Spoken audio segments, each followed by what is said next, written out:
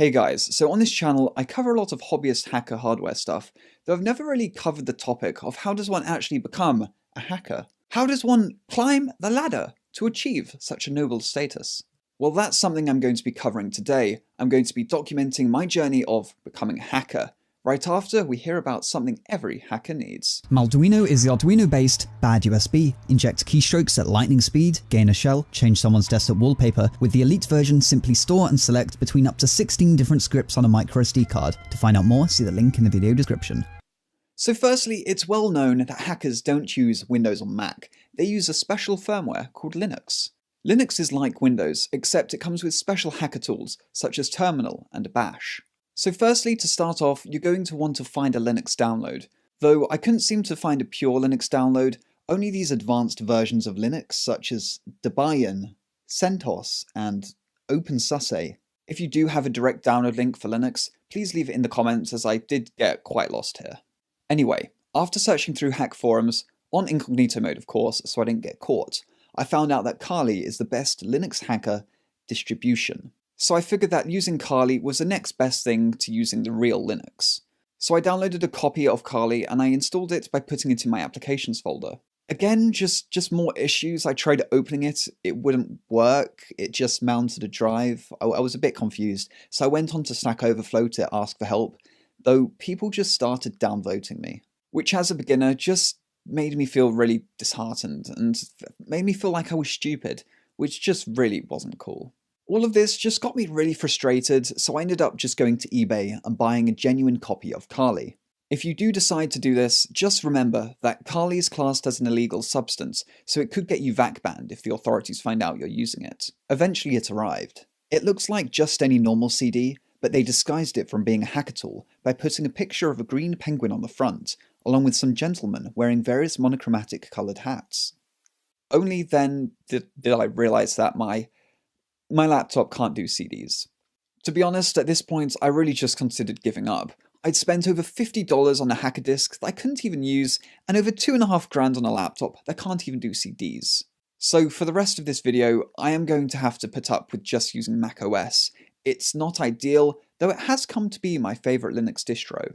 Also, it does come with hacker software such as Terminal and TextEdit, so it's not a complete disaster. So now I'm ready to start hacking, though I'll need to get some hacker gear and set up my workspace. You'll know from the movies that hackers have multiple monitors. I spent all of my money on one 1440p 144Hz gaming monitor. It may have cost me more than 3 lesser monitors, but it does have a way higher refresh rate, so my response times when hacking into mainframes is just going to be so much faster.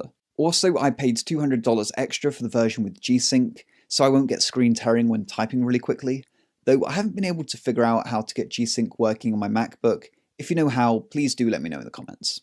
To be a real hacker, you need to know how to use hacker hardware, so I figured I would test my skills by making some USB dead drops. That means getting a bunch of USB sticks and leaving them lying around. When someone picks one up and puts it in their computer and opens the virus, bam, instantly pwned.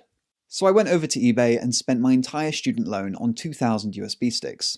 Eventually they arrived and I opened the box with intense trepidation. Though what's really annoying is that the seller forgot to stick the actual electronics bit onto the USB connector, so they don't really do anything when you plug them in. So all I have is a bunch of worthless connectors, I guess. He's not responding to my emails, and I obviously paid with Bitcoin because I'm trying to be a hacker, so I don't really know how I'm going to get my money back here. At this point, things really started to look bleak, though I figured I should at least try and learn how to do web programming since hackers tend to do a lot of that. Using some YouTube tutorials, I learned up to if statements in Java, but everything after that seemed to get a bit tricky. But anyway, I figured I was at least a level 4 programming, so I thought I should join a hacker gang to put my skills to use and become at least a junior level hacker.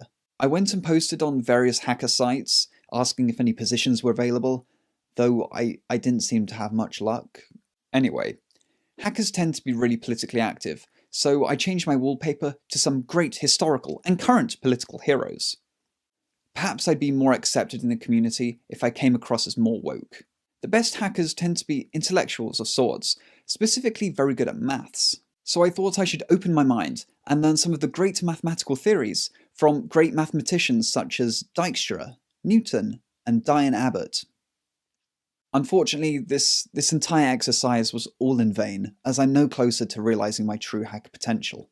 I was even forced to reinstall my OS after I accidentally opened the notorious ransomware Vim, which I was unable to get out of. So anyway guys, I hope you learnt from my mistakes, and maybe one day you can be a proper hacker, unlike myself. If you like this video, remember to give it a like, or two. Remember to subscribe if you haven't already. Share it if you've got any hacker friends. Maybe they can leave comments. Let me know how I can be an actual hacker. And yeah, stay tuned for more hacking videos, I guess. Thanks.